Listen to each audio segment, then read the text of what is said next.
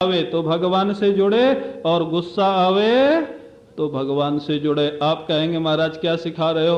अच्छा, नरसिंह मेहता ने जब महाराज नान्ही बाई के भात भरने में जब देर हुई द्वारिकाधीश गोपाल को पहुंचने में, तब नरसिंह मेहता ने आरती उतारी थी या गुस्सा किया था? बताओ। क्या किया था? गुस्सा किया था महाराज। हमारे उत्तर प्रदेश के तो एक भक्त है मामा जी, आप जानते होंगे, वो तो महाराज ऐसे ऐसे शब्दों का प्रयोग करते हैं। बोले जब गोपाल जी पहुंचे नरसिंह जी के सामने तो नरसिंह जी उधर को मुख कर लिए, फिर गोपाल जी घूम के उधर से पहुंच गए तो नरसिंह जी इधर को मुख कर लिए।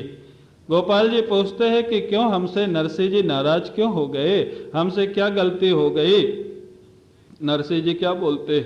बोले मेरी बेटी आत्महत्या करने की तैयारी कर चुकी थी तब आप पहुंचे, इतना विलंब? मैं कल से प्रार्थना कर रहा हूं और आज दोपहर होने जा रहा है तब आप पहुंचे।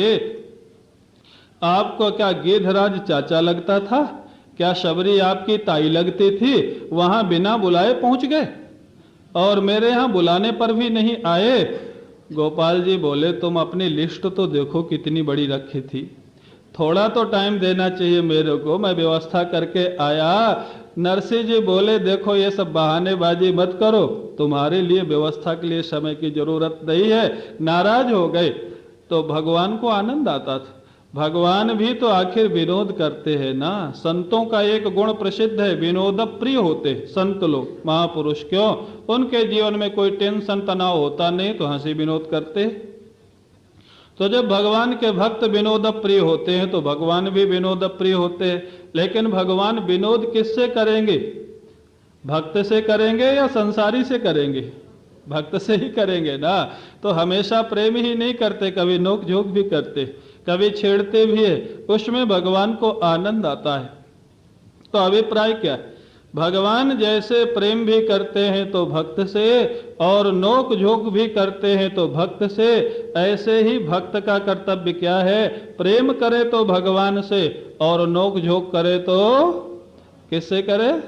भगवान से ही करना, सुखी रहोगे। दुनिया से प्रेम करने में भी दुख और दुनिया से झगड़ा करने में भी, दोनों में दुख। भगवान से प्रेम करने में भी सुख और झगड़ा करने में भी सुख।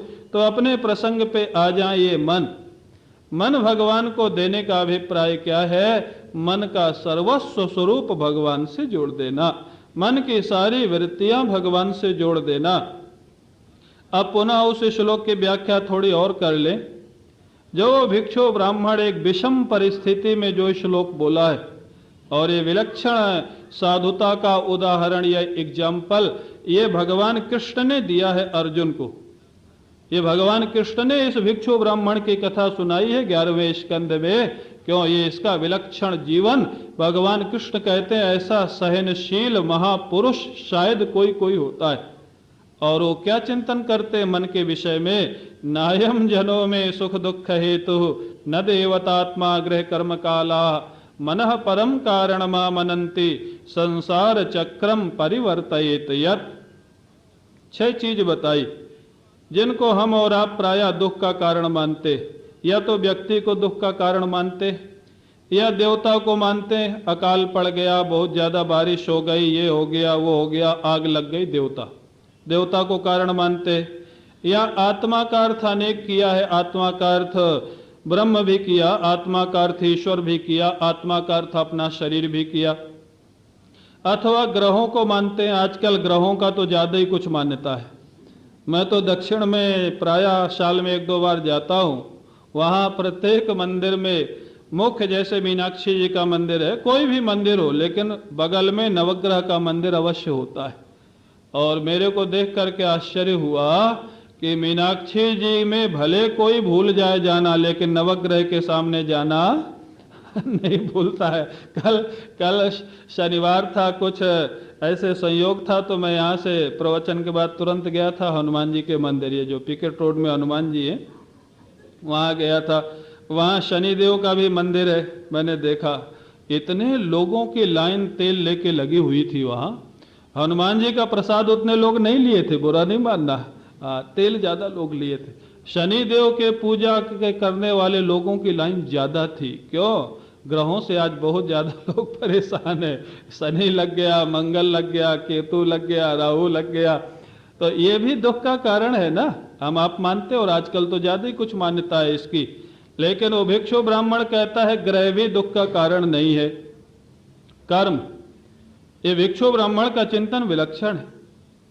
ये शास्त्र में प्रारंभिक अवस्था में जिज्ञासु के लिए कर्म माना गया है दुख सुख का कारण, जो जस करे सो तस फल चाखा। लेकिन ये भिक्षु ब्राह्मण कर्म को भी दुख सुख का कारण नहीं मानता। कर्म भी दुख सुख का कारण नहीं, ग्रह भी दुख सुख का कारण नहीं। काल, काल माने समय।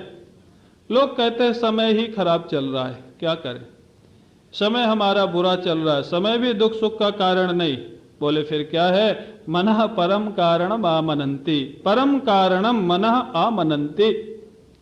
केवल मन को ही भिक्षु ब्राह्मण परम कारण मानते हैं।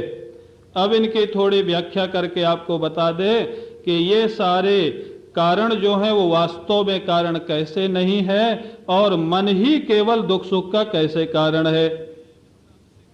कल हमारी सुश्री गिरीश जी की धर्मपत्नी कह रही थी कि मन में ध्यान कैसे लगे, वो भी आप सुनाइएगा। मैंने कहा अवश्य सुनाऊंगा। तो मन के जितने पहलू हैं सारे सुनाए जाएंगे। पहले ये जितने पहलू, पहले क्योंकि अपने यहाँ 2-3 प्रकार की पद्धति है। पहले दोषापनयन होना चाहिए, उसके बाद गुणाधान होना चाहिए। दोषापनयन माने जो हमारे हृदय में कारण बैठे हुए हैं पहले उनको तो निकालो, उसके बाद जब वो खाली हो जाए तब उसमें कुछ रखो। अरे बर्तन में कुछ पहले से भरा है तो ऊपर से डालोगे तो बह जाएगा या रुकेगा उसमें, क्यों भाई। तो पहले जो हम लोग कारण मान के बैठे हैं पहले उनको तो निकाला जाए ना। मनुष्य दुख सुख का कारण नहीं है, ये कल आपको सुनाया गया निंदक के माध्यम से। साधु लोग निंदक को सुख का कारण मानते और सामान्य लोग दुख का कारण मानते। तो निंदक दुख का कारण है या सुख का कारण है? निंदक कुछ नहीं। हमने अपने मन से जैसा मान रखा है, अगर हमने मान रखा है सुखदायी तो निंदा हमको सुख देती है, और मान रखा है दुखदायी तो निंदा हमको दुख देती। कई लोग प्रशंसा करने वालों से बहुत सावधान रहते, जानते चापलूस हैं, कुछ गड़बड़ कर देंगे। और कई लोग प्रशंसा करने में बड़े प्रसन्न हो जाते, और उनकी कमजोरी वही होती है। जो प्रशंसा जीवी व्यक्ति है ना, वो उनकी कमजोरी का लाभ उठाते। वो जानते हैं कि इनकी प्रशंसा कर दो, वरुणस्तम इंद्रस्तम कर दो, बस इनसे कुछ भी काम करा लो। तो ये जो है, अब प्रशंसा दुखदाई है कि सुखदाई? एक जो साधक है वो सावधान हो जाएगा, जो ज्यादा प्रशंसा करेगा उसके लिए दुखदाई लगती, और एक जो संसारी है वो प्रशंसा करने वालों से बड़ा प्रसन्न हो जाएगा। तो प्रशंसा दुखदाई हुई कि सुखदाई हुई? कुछ नहीं हुई। आपका मन जिस दृष्टिकोण में बैठा है, मन ने अगर प्रशंसा को सुखदाई मान रखा है तो सुखदाई प्रतीत होती है, और मन ने अच्छा गाली, गाली कोई आपको देवे तो दुखदाई होती है कि सुखदाई होती है? बताओ क्यों? बोलो, सामान्य रूप से बोलते जाओ। दुख ही होता है ना। आप ही को क्या, हमको कोई गाली देने लग जाए? ये मंच पे बड़े बड़े संत जो हम लोग बने रहते हैं ना, तभी तक बने रहते हैं जब तक माला पहनाई जाती है, स्तुति की जाती है, बुरा नहीं मानना। हाँ, एक दिन माला न पहनाई जाए और एक दिन ठीक से आसन न दिया जाए तो अगले दिन सारा वेदांत हवा हो जाता है, हमको पता है बहुत लोगों का। हाँ, तो ये जो निंदा है, गाली गलौज है, ये सबको दुखदाई लगता है। लेकिन मैं आपको एक घटना सुनाता हूँ, सच्ची घटना है। मैं एक बार अमरकंटक गया था। वहाँ रास्ते में एक मंडला जगह पड़ती है, वनवासी लोगों का बाहुल्य, वहाँ आदिवासियों का। वहाँ एक बड़े विरक्त महात्मा रहते थे, मोहनदास जी त्यागी। उस समय उनकी अवस्था थी 110 साल। नर्मदा किनारे रहते थे। मेरे को लोगों ने बताया इनका दर्शन करो, तो मैं चला गया। उनके दर्शन करने का नियम था सज्जनों कि 1 घंटा पहले उनके कुटिया के दरवाजे पे बैठ के कीर्तन करो, तब अंदर जा सकते हो। ये नियम था। देखो साधुओं को भगवान में लगाने के कैसे कैसे तरीके होते। वहां लिखा था 1 घंटा कीर्तन करने के बाद ही अंदर प्रवेश हो सकता है, उसके पहले नहीं। हम लोगों को कुछ जल्दी थी तो हम लोग बिना कीर्तन के अंदर घुस गए।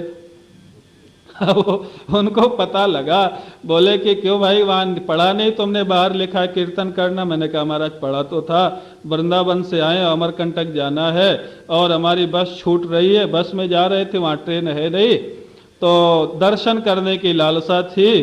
तो बोले अच्छा कोई बात नहीं, अमरकंटक जाके कर लेना। देखो तरीका, अमरकंटक जाके कर लेना, हमारा नियम पूरा करना।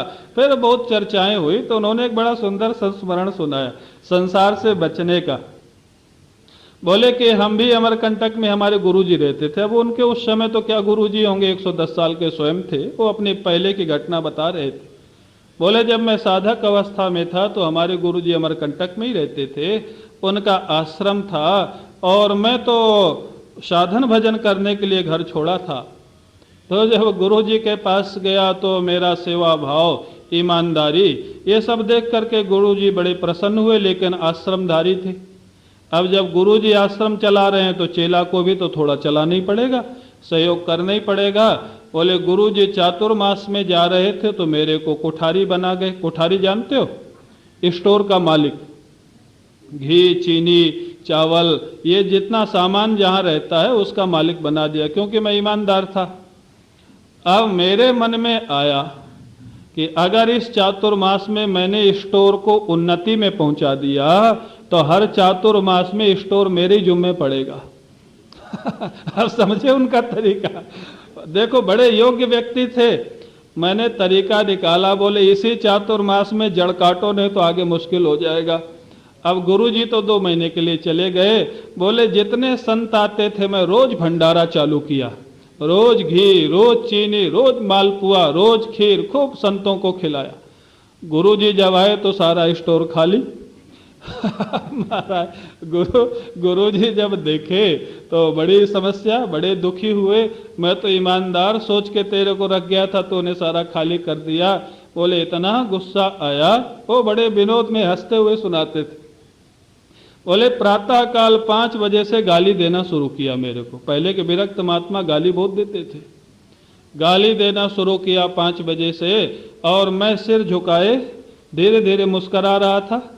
अब मैं इसलिए ये संस्मरण ध्यान में आ गया कि गाली देने से दुख होता है, लेकिन वो महात्मा जी को दुख नहीं हो रहा था, सुख हो रहा था। वो जान रहे थे मैं अपने जो मने गतिविधि है उसमें मैं सफल होने जा रहा हूँ। क्यों गाली दे रहे, नाराज हो रहे हैं, तो इसका परिणाम क्या होगा, आगे से कोठार की जिम्मेदारी का भी आप सोचो।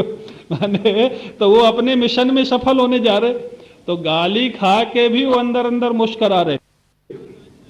अब देखो सामान्य रूप से आपको क्या, हमें को कोई गाली दे तो बुरा लगेगा, लेकिन वो बोले मैं तो मुस्कुराता रहा, नीचे को सिर किए रहा, और मुस्कुरा का वो रीजन उनके सामने, कारण सामने, मेरा मिशन सफल होने जा रहा है।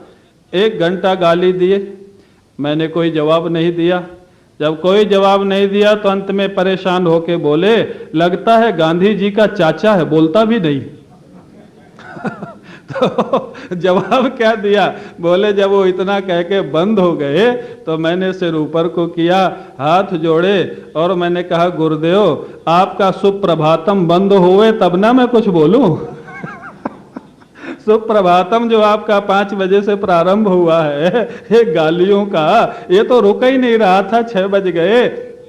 बोले भाग जा यहाँ से, सारा कुठार खत्म कर दिया, आगे से कभी आश्रम में नहीं आना। बोले ठीक है गुरुदेव, प्रणाम किया। बोले तभी से मैं अमरकंटक छोड़ दिया। अभिप्राय क्या, माने गाली नॉर्मली दुखदाई है, लेकिन अगर हमने मन से ऐसी घटना को स्वीकार किया है, तब वहां वो संत के लिए गाली दुखदाई थी कि सुखदाई थी, बताओ? सुखदाई थी ना। तो अब गाली में दुख सुख देने की सामर्थ्य नहीं है, आप उसको किस रूप में स्वीकार करते। देखो आपके हमारे जीवन की घटनाएं, ये कोई 7वें आसमान की बात नहीं है, ये कोई बहुत बड़े वेदांत की बात नहीं है, ये आपके मन पर सारा व्यवहार और परमार्थ निर्भर करता है। किस दृष्टिकोण से आप किस घटना को देखते हैं। वो गाली खा के भी प्रसन्न है, और माने आप देखिए उस समय 110 साल की अवस्था थी, कब वो गाली खाए होंगे, 20-25 साल के थे, और उस समय भी जब वो हमको संस्मरण सुनाए तो उनके चेहरे पर मुस्कान थी, वो गालियों का स्मरण करके वो समय भी मुस्कुरा रहे। अभिप्राय क्या है? माने नायम जनों में सुख दुख हेतु, व्यक्ति सुख दुख का कारण नहीं होता है, हमारे मन का दृष्टिकोण ही हमारे सुख दुख का कारण होता है। क्यों भाई, समझ में आया ना? अब कोई गाली देगा तो दुख लगेगा कि सुख लगेगा? वो तो कल देखा जाएगा, कोई बात नहीं। तो सज्जनों, अब अगला जो है, बोले चलो व्यक्ति सुख दुख का कारण नहीं तो देवता है। बारिश नहीं होती तो बंबई वाले घबराने लगते, पानी नहीं मिलेगा, बंबई खाली करने का आदेश हो जाएगा, इंद्र देवता की पूजा प्रारंभ हो जाती है। अच्छा बताओ, इंद्र देवता सुखदाई है कि दुखदाई है? वो भी सुखदाई दुखदाई नहीं। भागवत में ही प्रसंग आता है, विश्वरूप जो त्वष्टा का बेटा है, उसको इंद्र ने अपना गुरु स्वीकार कर लिया, बड़े बड़े यज्ञ करवाए, नारायण कवच का उपदेश किया, और उस नारायण कवच से शक्तिमान होकर के इंद्र ने असुरों को पराजित कर दिया, स्वर्ग पर पुनः विजय कर लिया, इंद्रासन पर विराजित हो जाता है। और बाद में वही विश्वरूप जब धीरे से असुरों को आहुति देने लगता था तो अंत में उसका गला काट दिया अपने गुरु का। ये स्वार्थी व्यक्ति की पहचान है। पहले गुरु बनाया, जब तक स्वार्थ निकला तब तक गुरु जी, जब स्वार्थ नहीं निकला तो गुरु का ही गला काट दिया। ये किसने काटा? किसने काटा? इंद्र ने काटा। इसलिए स्वर्ग कोई बहुत बड़ी वस्तु है, ये मान के नहीं चलना आप लोग, ये ध्यान रखना। जो कार्य पृथ्वी पर होते हैं वो सारे कार्य स्वर्ग में होते हैं, वहां कोई बहुत बड़ी चीज नहीं है। वहां बल्कि मैं तो सोचता हूं घाट ही है। यहाँ तो सत्संग साधना करके आप कुछ आगे बढ़ सकते हैं, वहां तो वो भी नहीं कर सकते। वहां तो जो कर्म लेकर के जाते हैं वो केवल खर्च कर सकते। हाँ महाराज, पुण्य समाप्त होने पर कहां पर आ जाते हैं? हाँ, मृत्यु लोक में पुनः वापस गिरा दिया जाता है। वो इंद्र, आज का व्यक्ति भी जल्दी कोई गुरु का गला नहीं काट सकता है। इंद्र ने गुरु का गला काटा, भागवत में कथा है मूल में। विश्वरूप का गला काटा। विश्वरूप के पिता त्वष्टा अत्यंत क्रोधित हो जाते हैं, बड़ा भारी यज्ञ का अनुष्ठान करते हैं, और महाराज इंद्र शत्रोर विवर्धस्व स्वाहा करके आहुति देते हैं। वृत्तासुर का जन्म होता है। वो थोड़ा उच्चारण की गलती से थोड़ा परिणाम उल्टा हुआ, लेकिन यहां पर आपको जो प्रसंग मैं सुना रहा हूं कि देवता सुखदाई है कि दुखदाई, वो त्वष्टा के लिए और विश्वरूप के लिए तो इंद्र दुखदाई दिखाई दे रहा है। गला काट लिया, त्वष्टा को बड़ा कष्ट होता है।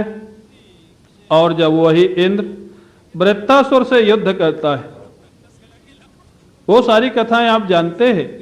वृत्तासुर से जब इंद्र युद्ध करता है और वृत्तासुर की शक्ति को देख करके जब घबरा जाता है, तो वृत्तासुर इंद्र को कहता, अरे वज्र लेके क्यों खड़ा है, इसका प्रयोग कर, प्रहार कर, ये निष्फल नहीं जाएगा। क्यों? इसमें दधीची ऋषि की हड्डी की महिमा है, इसमें भगवान नारायण का संकल्प है, ये व्यर्थ नहीं जाएगा, प्रयोग कर इसका। फिर भी इंद्र प्रयोग नहीं करता, तब वृत्तासुर क्या करता है? आप सब भागवत जानते हैं। वहीं रण क्षेत्र में खड़ा होकर के भगवान की बड़े भाव विह्वल होकर के स्तुति करने लग जाता है, स्तुति करता है। और मानो ये है मां मनुष्मर युद्ध जा। वृंदावन के पूज्य स्वामी सत्यानंद जी महाराज बड़ी अच्छी बात कहते, बोले उपनिषदों का सार है गीता और गीता की व्याख्या है भागवत। कितनी सुंदर संगति है। गीता की मां मनुष्मर युद्ध चा, भगवान अर्जुन को कहते मेरा स्मरण करो और युद्ध करो, लेकिन वहां बताया नहीं कि ये दोनों काम एक साथ कैसे हो सकते। अगर मां मनुष्मर युद्ध चा का ठीक ठीक एग्जाम्पल आपको देखना है तो भागवत में वृत्तासुर का युद्ध देख लीजिए। इंद्र सामने वज्र लेकर के खड़ा है मारने के लिए, काल खड़ा है सामने और वृत्तासुर समाधिस्थ हो जाता है भगवान के ध्यान में। क्यों? इंद्र अभी रुका हुआ है, मार नहीं रहा है। और वृत्तासुर भगवान की प्रार्थना करता है, प्रभु मेरे को पता है इस युद्ध का परिणाम क्या होगा। बोले क्या होगा? भाव राज्य में बात कर रहा है प्रभु के साथ। ऐसा भक्त है, हमारा मन बंद कमरे में नहीं लगता है। वृत्तासुर का मन रण क्षेत्र में बड़ी बड़ी सेनाओं के मध्य में भगवान में डूब जाता है। प्रभु इस युद्ध का परिणाम क्या होगा मेरे को पता है। मानो प्रभु ने पूछा क्या होगा? बोले इंद्र विजयी होगा, मैं पराजित होऊंगा। अरे तू इतना बड़ा भक्त है और तो कहता है तू पराजित होगा, क्या तेरा प्रभु तेरे को विजय नहीं दिलाएगा? वृत्तासुर मुस्कुराता है, बोले मेरे प्रभु मेरे को बड़ी चीज देंगे, छोटी चीज थोड़ा देंगे। जो विजयी होगा उसको स्वर्ग मिलेगा, अगर मैं विजयी हो जाऊंगा तो स्वर्ग ही मिलेगा, और अगर पराजित हो जाऊंगा तो वैकुंठ में आपके चरणों में निवास मिलेगा। बड़ी चीज प्रभु देते, छोटी नहीं देते। अभिप्राय वहां पर बड़े सुंदर सप्तश्लोकी भागवत बोलते हैं। वृत्तासुर ने जो स्तुति की, अजात पक्षा एव मातरम खगा स्तन्यम यथा वत्सतरा। महाराज कहते, वृत्तासुर कहता है मेरी अवस्था ऐसी है प्रभु, जैसे एक चिड़िए का बच्चा जिसके पंख नहीं निकले, वो माँ से मिलना चाहता है लेकिन मिल नहीं सकता है, माँ को ही आना पड़ता है। एक जैसे नवजात गैया का बछड़ा है, गैया जंगल में चली जाती है, ये दिन भर माँ का स्मरण करता है लेकिन माँ को ही वापस आके मिलना पड़ता है। वृत्तासुर डूब जाता है स्तुति में, आश्चर्य होता है इंद्र को। अभिप्राय क्या है? देवता जो इंद्र है वो एक तरफ त्वष्टा और विश्व रूप के लिए दुखदाई प्रतीत हो रहा है, और वृत्तासुर के लिए क्या प्रतीत हो रहा है? सुखदाई प्रतीत हो रहा है। वृत्तासुर कितना डूबा हुआ है प्रेम में, आज वो कह रहा है बस अभी अभी वज्र चलने वाला है, मेरा सिर कटने वाला है, और मैं ये शरीर छोड़ करके आपके चरणों में आने वाला हूं। मौत दुखदाई है कि सुखदाई बताओ? हाँ, आज वृत्तासुर के लिए मौत सुखदाई दिख रही है इंद्र के द्वारा, त्वष्टा के लिए मौत दुखदाई हो गई थी इंद्र के द्वारा। अब आप बताओ, इंद्र के द्वारा दोनों की मौत हो रही है। विश्वरूप का भी गला इंद्र ने काटा, वृत्तासुर का भी गला इंद्र ने काटा, लेकिन जो विश्वरूप है उसके गला काटने से त्वष्टा अत्यंत दुखी होते हैं, विश्वरूप स्वयं दुखी होता है और वृत्तासुर आनंदित होता है। तो ये देवता सुख दुख का कारण हुआ या हमारे मन के सोचने का तरीका सुख दुख का कारण हुआ? क्यों भाई, देवता कारण हुआ सुख दुख का? नहीं हुआ। आप अगर अपने तरीके को बदलने, बस इतना ही तो कुल मिलाकर के 3 दिन में कहने ही इतना है, क्या? पॉजिटिव थिंकिंग और निगेटिव थिंकिंग, बस इतना ही कहना है। कल मैं किसी चैनल में देख रहा था, रात में एक डॉक्टर, कोई अहमदाबाद की रिकॉर्डिंग आ रही थी, कहाँ की? सूरत की, अहमदाबाद की। वो बता रहे थे, बोले जो व्यक्ति हमेशा नेगेटिव बोलता है ना, अनकॉन्शियस माइंड में बहुत बड़ा नुकसान होता है। उसका तो होता ही है, अगल बगल वालों का भी होता है, जो उसके पास रहते, पता नहीं लगता है किस समय कितना डैमेज होता है, नुकसान होता है। तो वो बोले कि हमेशा पॉजिटिव थिंकिंग होनी चाहिए, अनुकूल चिंतन, अनुकूल चिंतन और महाराज प्रतिकूल चिंतन, बस इतना ही है। ये दुनिया इसी पे डिपेंड करती है। मौत आ गई, आप दुखी क्यों हो रहे? सोचो ना, ठाकुर जी के पास जाने का समय आ गया, प्रभु के पास जाने का समय आ गया, आप दुखी क्यों हो रहे? आपने प्रथु की कथा सुनी है भागवत में। भगवान जब प्रकट हुए तो प्रथु से बोले वरदान मांग लो, बोले कुछ नहीं चाहिए। तो बोले अब चलते हैं, बोले नहीं नहीं नहीं मांगता हूं। तो सोचे वरदान मांगूंगा तो खड़े तो रहेंगे तब तक। क्या मांगा पता है आपको? प्रथु ने क्या वरदान मांगा? प्रथु ने कहा इस संसार में जब तक रहूं तब तक 10,000 कान दे दीजिए। आप प्रथु के मन की कल्पना करिए जरा, क्या प्रेम है भगवान की कथा में। क्या करेगा 10,000 कान? बोले 2 कानों से कथा सुनने में तृप्ति नहीं होती प्रभु, 10,000 कान दीजिए, 10,000 कानों से आपकी कथा सुनूंगा, और बोले शरीर छोड़ के आपके धाम में आऊंगा, ये मेरा दृढ़ निश्चय है। क्यों? मेरे पिता आप हैं, मेरे स्वामी आप हैं, बेटा अपने बाप के घर नहीं जाएगा तो कहां जाएगा? कितना दृढ़ विश्व। ये भगवान से बिल्कुल नहीं पूछा कि मैं मरने के बाद कहां जाऊंगा, बोले मैं तो वैकुंठ आऊंगा, ये अपनी तरफ से कह दिया। क्या आपको ऐसा भरोसा है? आपसे अगर पूछे कि कहां जाओगे तो बता सकते हो? क्या भगवान पे इतना अपनत्व तो है कि आप कह सकते हो कि वैकुंठ जाएंगे, साकेत जाएंगे, गोलोक जाएंगे? ये प्रथु ने कहा, बोले ये शरीर छोड़ के मैं वैकुंठ आऊंगा आपके पास। आप भागवत उठा के देख ले, इस विषय में नहीं पूछा कि मेरे को वरदान दे दीजिए मैं आऊंगा कि नहीं आऊं, बोले मैं आऊंगा। बोले फिर? बोले वहां के लिए एक वरदान दे दीजिए। वहां के लिए क्या चाहिए? बोले वहां आपके चरणों की सेवा चाहिए, जब मैं रहूंगा आपके पास में। बोले ये कोई वरदान, मैं तो अपने भक्तों के साथ रहना ही पसंद करता हूँ, चरणों की सेवा में मेरे को क्या समस्या है। बोले आपको समस्या तो नहीं है, लेकिन वहां एक सेविका है आपकी, आप समझ गए। लक्ष्मी जी, ये सेवकों में भी झगड़ा होता है महाराज, भगवान के यहाँ भी होता है, सब जगह होता है। हमारे महाराज जी के सेवकों में भी झगड़ा होता था। एक छोटे जी थे, एक दादाजी थे। छोटे जी महाराज जी के बिस्तर में कोई चद्दर बिछा दें और दादाजी आवे तो उनका चद्दर उठा के फेंक दें, अपना चद्दर बिछा दें। अब ये है तो प्रेम ही, लेकिन है तो झगड़ा। तो प्रथु जी ने कहा महाराज आपको समस्या तो नहीं है, लेकिन वहां पर जो आपकी एक सेविका है ना लक्ष्मी, उससे हमारा झगड़ा हो जाएगा कभी न कभी सेवा को लेके। बोले फिर क्या कहना क्या चाहते हो। बोले मैं कहना ये चाहता हूं कि वरदान आप अभी से दे दीजिए पहले से। क्या। बोले अगर हम दोनों में झगड़ा हो जाए कभी सेवा को लेके, तो आप लक्ष्मी जी का पक्ष मत लेना, मेरा पक्ष ले लेना, अभी से पक्का कर दीजिए। क्या भाव है, भगवान की आंखों में आंसू आ जाते। अभिप्राय, आप प्रथु जी की मौत की कल्पना देखिए, मौत उनको दुखदाई लग रही है कि सुखदाई लग रही है।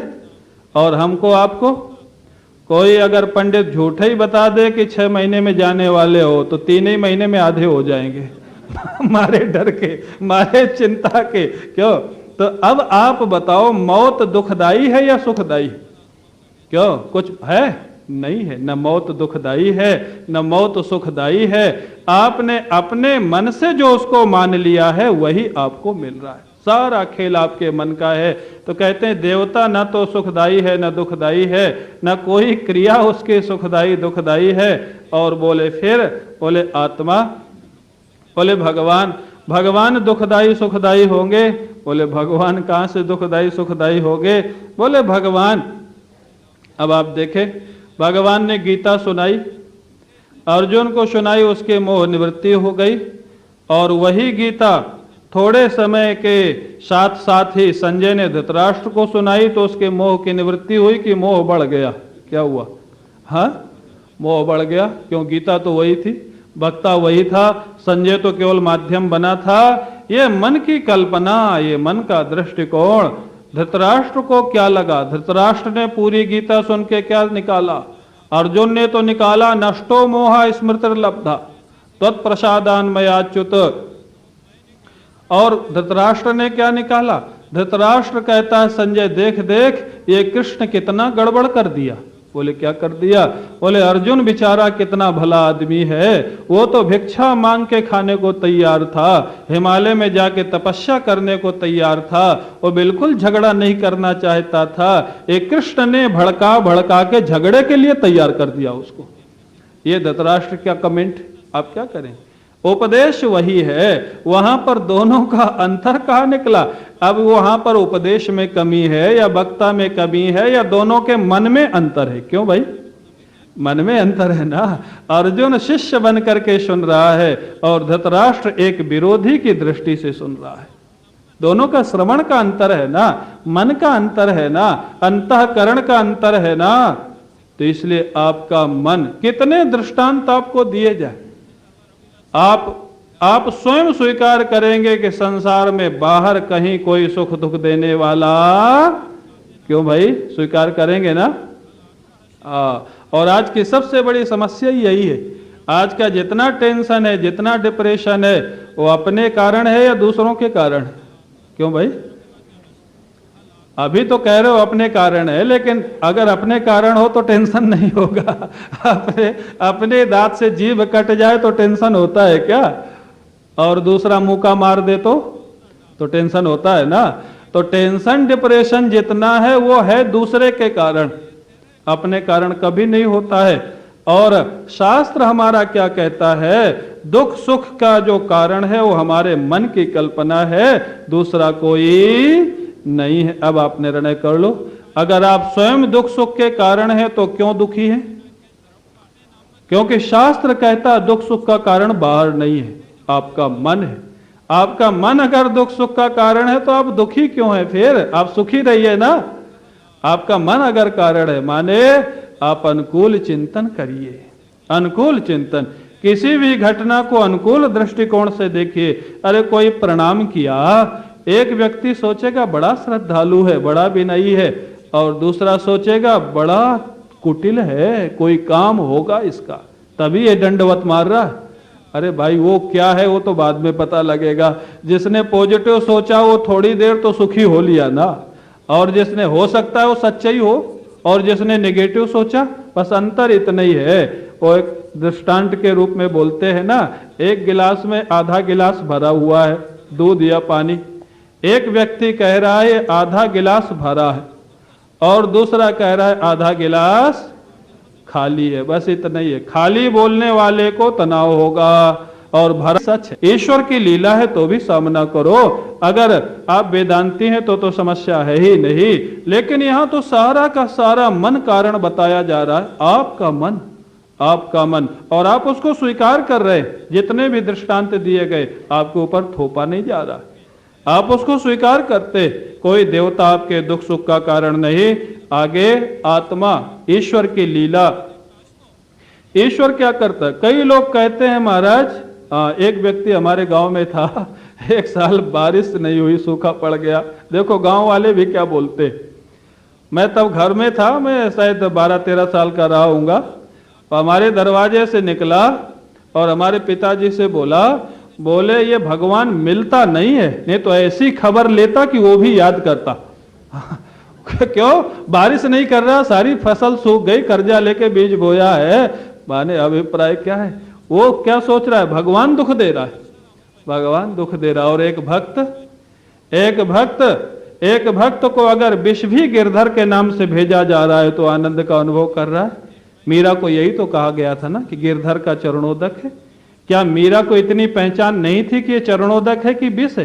क्या आप जानते हैं कि भक्त को इतनी पहचान नहीं होती? भक्त के एक लक्षण में दक्ष जुड़ा हुआ है। 12वें अध्याय में भक्त दक्ष होता है, भक्त बेवकूफ नहीं होता है। हमेशा ध्यान रखना, वो दुनिया से बचने के लिए बेवकूफ बना रहे वो अलग बात है, ये ध्यान रखना। और दुनिया से बचने का उपाय भी यही है, ये भी ध्यान रखना। जिसको भगवान के रास्ते पे चलना है तो दुनिया में बहुत बड़ी बुद्धिमानी प्रदर्शन नहीं करना। पता है, ज्यादा बुद्धिमानी प्रदर्शन करोगे पकड़े जाओगे दुनिया में। ये दुनिया वाले छोड़ेंगे नहीं। कब तक? जब तक दुनिया के काम के रहोगे। तो इसलिए अंत में दुनिया तुमको छोड़ेगी। तो बुद्धिमानी क्या है? जो अंत में तुमको छोड़ेगा तो तुम पहले छोड़ दो ना उसको। अंत ही तो ही तजेंगे पामर, तू न तजय अबहित। जब अंत में छोड़ने वाले हैं तो तू अभी से क्यों नहीं छोड़ देता है? तो सज्जनों, भगवान कभी भी किसी का भला कहीं नहीं करते। कई लोग मानते भगवान को दोष देते हैं, भगवान को क्या हो गया है, भगवान ऐसा कैसे कर सकते हैं। कई लोग हमारे पास भी आते हैं जब कोई विपरीत परिस्थितियां होती है। एक भक्त था जबलपुर में, नास्तिक था, भगवान को मानता नहीं था। उसके पत्नी ने नवान्न पारायण पाठ बैठाला। ये चैत्र नवरात्र था, वो मना करता रहा, लेकिन पत्नी धार्मिक थी, समझा बुझा के बैठाल दिया। ठाकुर जी भी ऐसे लीलाधारी है महाराज। जिस दिन पाठ बैठा वो स्नान कर रहा था, बाथरूम में फिसल गया। अब फिसल गया तो पैर में चोट आ गई, थोड़ा हल्का सा फ्रैक्चर हो गया। अब बाथरूम के अंदर से क्या चिल्लाया? ये नहीं चिल्लाया कि मैं गिर पड़ा, डॉक्टर को बुलाओ। बोले पाठ बंद करो पहले। मैं कहता था पाठ मत बैठा लो, आज ही बैठा, आज ही गिर पड़ा मैं। अब क्या करेंगे? भगवान दुखदाई है। माने अभिप्राय, अरे भाई उसको ऐसे भी तो आप सोच सकते हो। देखो घटना एक है, पत्नी ने कहा उसको ऐसे सोचो ना, पाठ नहीं बैठा होता तो बड़ा फ्रैक्चर हो गया होता, ऐसे भी सोच सकते हो ना। तो अभिप्राय क्या? अब आप देखो, ये सोचने का ही तो अंतर हुआ ना। दुख और सुख दोनों सोचने का अंतर है, न देवता दुख सुख का। घटनाएं अवश्य होंगी, ध्यान रखना। प्रारब्ध के अनुसार घटनाएं होंगी, दैवी घटनाएं होंगी, ईश्वर की लीला में घटनाएं होंगी। घटनाएं आप नहीं रोक सकते, ये भी ध्यान रखना, लेकिन अपने जीवन के दुख सुख को रोक सकते हैं। वो आपके मन के हाथ में। विष आ सकता है, लेकिन विष से दुखी ना होना ये आपके हाथ में। दुखी हो जाना ये आपके हाथ में है, और दुखी ना होना ये आपके हाथ में। आपको कोई अपमानित कर सकता है, लेकिन अपमान से दुखी होना और सुखी होना ये दोनों आपके हाथ में, अपमानित करने वाले के हाथ में नहीं है। ये ध्यान रखना। बोले आत्मा माने परमात्मा भी दुख सुख का कारण नहीं है। और ग्रह, अब आ गया ग्रह का नंबर। ग्रह माने शनिश्चर है, मंगल है। अब महाराज इतना आजकल व्यक्ति भविष्य को लेकर के चिंतित है, राम राम। कोई एक बार तो ट्रेन में एक महिला जी मिल गई, देवी जी मिल गई, अपरिचित। अब वो कुछ विलंब हो रहा था तो मैं वहीं स्नान करके कुछ अपना जप वगैरह कर रहा था, ट्रेन में ही बैठ के सामने की सीट पे बैठी थी। उनको लगा ये कुछ माला वाला कर रहे हैं, शायद कुछ जानते होंगे। वो क्या पूछते, महाराज कुछ प्रॉब्लम बताना जानते हो? मैंने कहा महाराज अपने प्रॉब्लम में है तभी तो घर से भागे हुए अब उसकी प्रॉब्लम हल हुई कि नहीं हुई, लेकिन उस समय तो बहुत हंसी हो मैंने कहा हम प्रॉब्लम में नहीं होते तो ऐसे घूमते क्या इधर उधर दर दर भटक रहे। माने ना तो ये पूछा कि भगवान के विषय में कुछ बताओ, ज्ञान के विषय में कुछ बताओ, धर्म के, महाराज प्रॉब्लम बताना माने हाथ देखना या मस्तक की रेखा देखना या कुंडली देखना, ये कुछ जानते हो क्या? बड़ा महाराज ऐसे लोगों से जान छुड़ाना बड़ा मुश्किल होता है तो सज्जनों, तो अभिप्राय क्या है? बोले ग्रह, ये ग्रह लगा है, ये शनिश्चर लगा है। आप जानते हो एक बार शनिश्चर भगवान शंकर के पास गया, बोले आपके पास अब आने का समय हो रहा है। भगवान शंकर बोले मेरे यहाँ क्या करेगा तू आके? बोले करूंगा कि नहीं करूंगा वो तो मेरा नियम है, जिसके पास जिस राशि में जाना होता है उस राशि में तो मैं जाता ही हूँ। आपके पास आने का समय हो रहा है। बोले ठीक है। शंकर जी ने पार्वती जी को कहा थोड़े दिन तुम पियर चली जाओ। नंदीश्वर को कहा कि थोड़े दिन तुम जंगल में खाओ पियो। गणपति कार्तिकेय को कहा जाओ तुम अपना काम करो। शंकर जी समाधि लगा के बैठ गए। बोले आओ बाबा आ जाओ क्या करोगे? हमारे पास कुछ होगा तब ना बिगाड़ोगे, ना पत्नी है, ना बेटा है, ना नंदी है, क्या बिगाड़ोगे? बैठे रहो तुम। तो शनिश्चर क्या करेगा? और दूसरी बात, एक बड़े अच्छे ज्योतिषी हैं वृंदावन में, उन्होंने बताया शनिश्चर की दशा जो होती है वो हमेशा सबके लिए खराब ही नहीं होती। शनिश्चर उन्नति का भी कारण होता है, इसमें भी देखो आपका मन कारण। और उन्होंने तो यहां तक बताया है जितने बड़े बड़े महापुरुष हुए हैं, इन महापुरुषों के घर छुड़ाने का कारण प्रायः शनिश्चर ग्रह की दशा थी। प्रायः आनंदमयी माँ का उन्होंने बताया, वो प्राय संतों से जुड़े हुए थे तो कभी प्रार्थना करके कभी कुछ करके वो हाथ वाथ देख लेते थे। संतों के अच्छे ज्योतिषी थे, उनका कोई माने धंधा नहीं था पैसा कमाई का, लेकिन जानकारी अच्छी थी। एक हाथी बाबा वृंदावन में रहते थे, उनके पास एक बार बैठे हुए थे, तब उनके पैर की रेखा दिख गई उनको। वो बोले बाबा आप बुरा ना मानो तो मैं थोड़ा आपका हाथ देख लूं।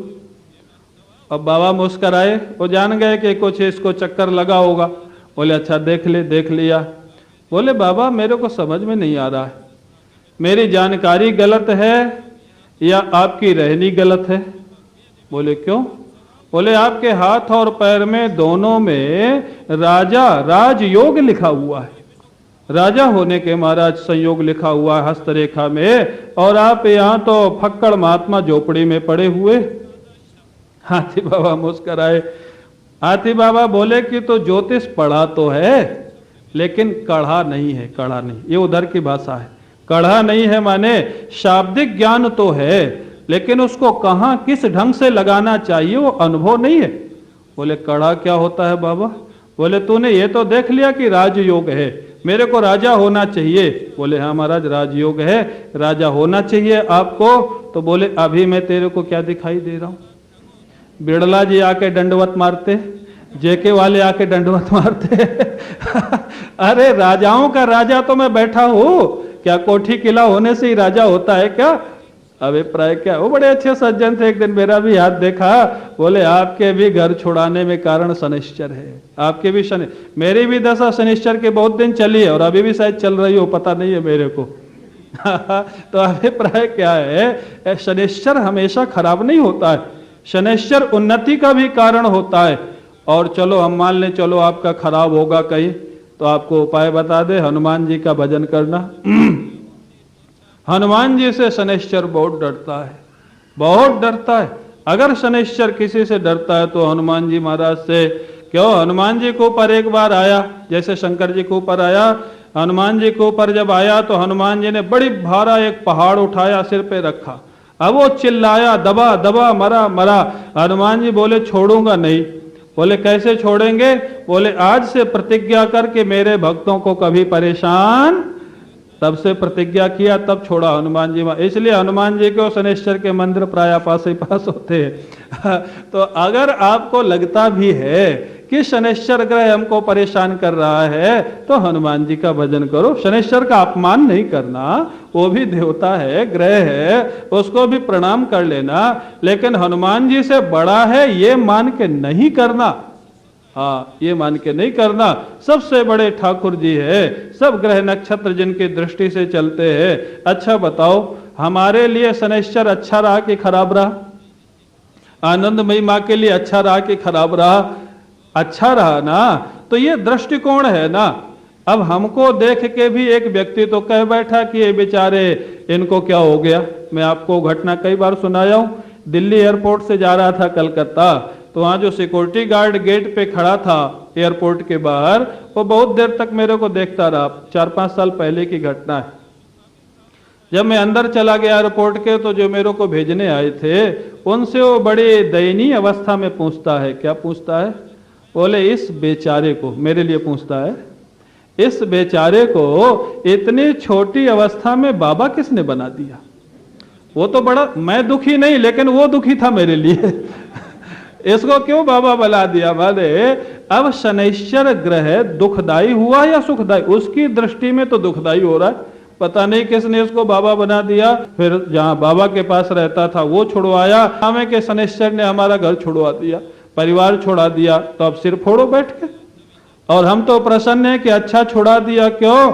हम देखते थे, हमारे बड़े 2 भाई हैं, देखो अपनी चर्चा करनी नहीं चाहिए, चलो प्रसंग आ गया बोल दिए।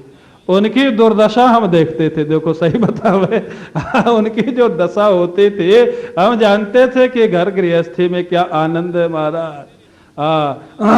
और हम किंकर जी महाराज कहते थे ना, बोले उनसे एक बार किसी ने कहा कि तुलसीदास जी को रत्नावली अगर डांटती नहीं तो तुलसीदास तुलसीदास नहीं बनते। इतना डांटा कि उनको वैराग्य हो गया और वो भगवान का भजन करके तुलसीदास बन गए। तो पंडित जी तो बड़ा बढ़िया इसका जवाब देते थे। बोले अगर पत्नी की डांट से ही तुलसीदास तुलसीदास बन गए तो उसके बाद फिर एक भी क्यों नहीं बना? आप अर्थ समझ गई होंगी, माताओं बुरा नहीं मानना। अगर पत्नी की डांट से ही तुलसीदास तुलसीदास बने तो 1 2 4 तो और बनना चाहिए।